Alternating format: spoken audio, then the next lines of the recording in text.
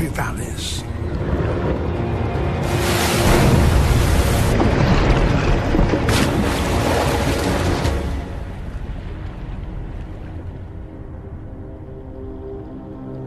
Usually, they are solitary hunters, but about 50 of them have come here from neighboring reefs, attracted by this abundance of potential prey.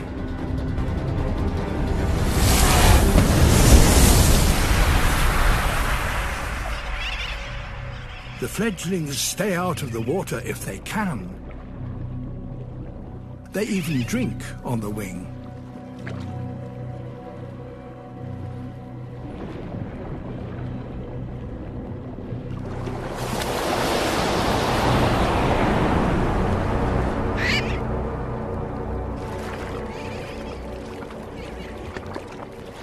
If the trevally are to catch one now, they have to up their game.